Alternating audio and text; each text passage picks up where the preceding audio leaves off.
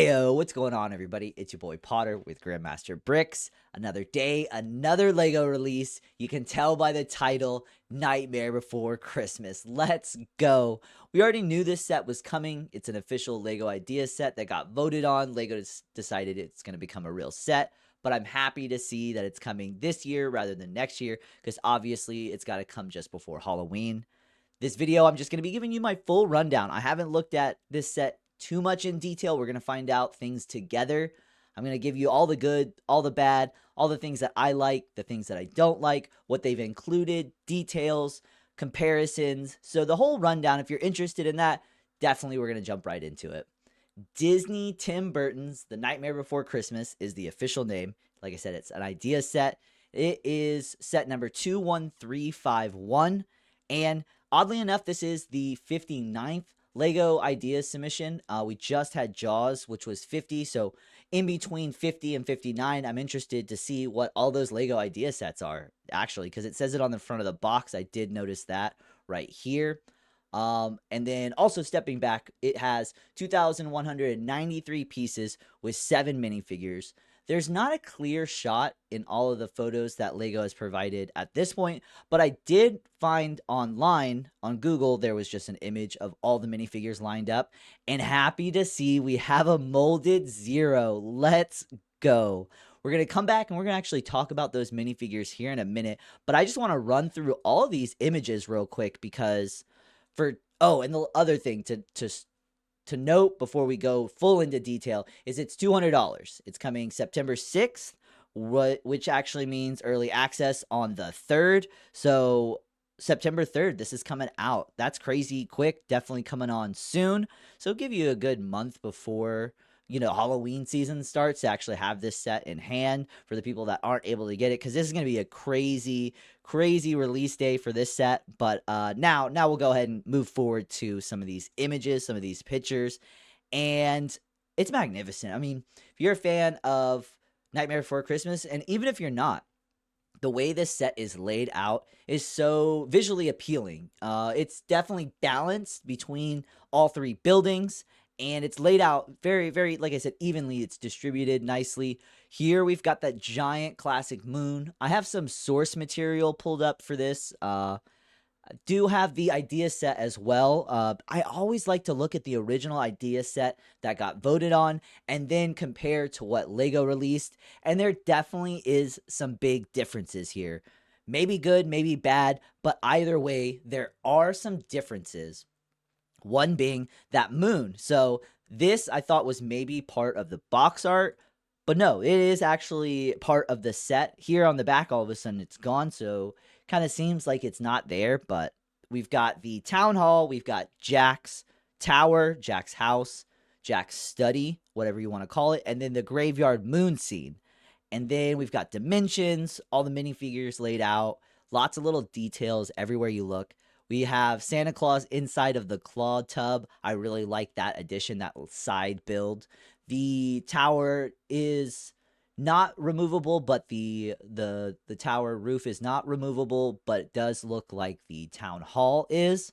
We've got some type of what looks to be cloth, maybe vinyl for across the front. Yeah, I'm gonna go with cloth. So that's actually a cool addition there. And here we're seeing the set actually separates. So almost a vignette style, a vignette look and feel, the way it separates into 3 distinct buildings, sections. I really do like that. So you can kind of separate it. Maybe you don't have that much space and you need to have a little set instead of a really big display set. Here we have the town hall with the mayor and the fountain. I do have source material for that. And in this one is very accurate to what you see in the movie and to what's displayed. It's kind of hard to find some of these images and some of the source material, but this is a good image to go off of. And then actually, if we compare to the Lego ideas, it is much more animated, it is much more cattywampus, and so I do appreciate Lego's redesign and approach to the town hall, because I think it's very, very accurate. And I was a happy change, a happy switch up. So good job on that. And then the fountain, I thought was It's small, but for what it is within scale, it's really cool with the transparent green slime of the fountain. Here we have the source material. Almost looks like the guy from Monsters Inc., the purple guy. Drop it in the comments if you know that guy's name. But here, like I said, source material, just having that comparison to what's actually what it's based on. And it is a little bit more thick, it is a little bit more complex, but to have that small build and that scale, I think it achieved it great. Got the tree off to the side and the cloth banner. I'm wondering, most of these things I think are going to be stickered. There are some details along some of the other sections. Like I'm guessing it says, oh yeah, how many days till Christmas, but maybe the clock is printed. I think that would be a nice thing to have included in the set. Having a couple printed things would be cool. Here we have the moon graveyard scene, and we see Zero down below with his doghouse, and I think that's his graveyard doghouse. I think that's a cool kind of touch to mix in there. You don't really notice it at first.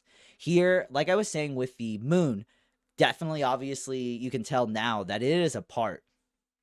I'm thinking maybe, I don't know, I'd like to see how that is attached, actually. That panel, that big round piece, how many studs wide? Lots of questions on that. And also, I think there's a new color of pumpkin.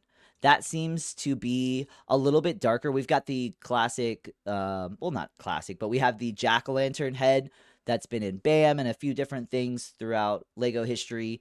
And we've got a darker orange pumpkin. So like maybe a little bit more accurate, a little bit more realistic contrast between the jack-o'-lantern and then now the regular pumpkin. Interesting to see, interesting to see. It would be cool if this unwinded just like in the movie, and then source material as well looking nails it. It's exactly what you imagine in your mind, what you see. Maybe having Oogie Boogie printed on the moon would have been cool. Maybe that's too much to ask, just an idea. Maybe that's a cool custom print idea for the future, but having that mountain unravel would have been nice. That would have been cool. Extra little feature. Here, having that lifestyle shot, getting to see everything put together. I want to back up. Where is Jack's?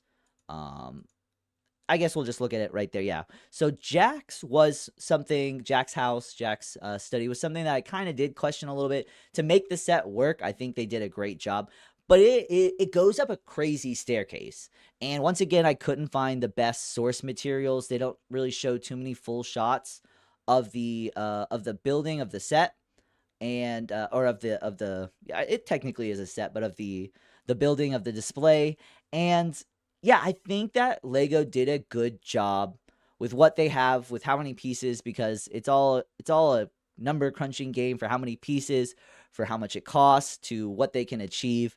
But having this brown, this dark tan instead of gray, I think was maybe not the best choice. I think I would have preferred seeing all that same color gray going all the way up, just like you see in the actual piece. But I think it's great. You know, there is also a pumpkin detail in the fence that they did not include. So if that's something that you've ever picked up on or that you really notice, it's not there. But here you can actually see that scale, that how dramatically up high on that staircase the house is. But here you can also tell it is much more dramatic. So they've scaled that down. The mountain moon scene, I think LEGO did a great job in changing it from that gray, dark gray to black. I think that was a good choice. Scaling it down, not having everything so massive, getting it a little bit more within scale, I think was a great approach, was a great idea. 2 different trees included. We've got this black dead tree, and then we've got the fall tree with the leaves. I think there is a video, a lifestyle video, and then a wraparound. I do not want any music to play, but here we'll just watch this. Let's see. Seeing it in scale, seeing somebody actually work the LEGO, have it in hand. There's the bathtub that I said I really, really like. That was a great addition. Removable top on the town hall. Seeing how it all fits together. It is actually a little bit larger seeing it in hand than I'm perceiving on film or on photo. full lineup of the minifigures. And oh, okay, so we have alternate-ish builds that we can do. Let's see, I'm going to pause that and back it up here. So wreaths that you can have. Looks like a few extra presents, candy cane included. So that is a nice addition. They don't show that anywhere on the box that I saw. And then the other video we can see is the wraparound. And so I guess this is going to be our first shots, our first looks of what the inside looks like. Interesting. So Jack's study, Christmas tree, inside of the town hall where everybody's sitting, podium. And interesting. So there's a pinhole for a Technic piece to go through the back. So is that like vinyl? Is that thinner? Then they definitely could have printed on it. Is that thick Lego? I was thinking, imagine like a 2x2 disc scaled up to like 20x20. Interesting. Huh. How everything separates, those clean lines, but it's slightly cattywampus or angled in, directed in. Brick built, no base plates. Everything snaps and fits together nicely, fills in those gaps perfectly. The translucent green bricks look great there. Whatever pieces they've used, I wonder if what pieces they've actually used. I don't think you could quite tell in this image. Man, I am just so excited. The cats on the side, brick built, so much detail, so much going on. As we're moving through, trying to in the video, wrapping it up here, we can look at some of the minifigures before we go. And this is one of those things where they've done a great job. There's a lot of back and forth, I'm sure, between Disney, Tim Burton, Studios, and Lego. But I am not a fan of Lock, Shock, and Barrel. Man, he looks like the Joker, like the Suicide Squad Joker, the Jay Leto Joker. Man, and you know, for what they are, they actually have masks, and I'm super sad to not see that included with those figures, because like some type of neck harness and the mask, they could have made some type of extra piece, even an accessory holding the mask, even if it didn't line up perfectly. But man, I'm just not a fan of those minifigure faces. Santa Claus is super cool. When he gets disoriented and flustered, his cheeks are all red and swirly, so I like that.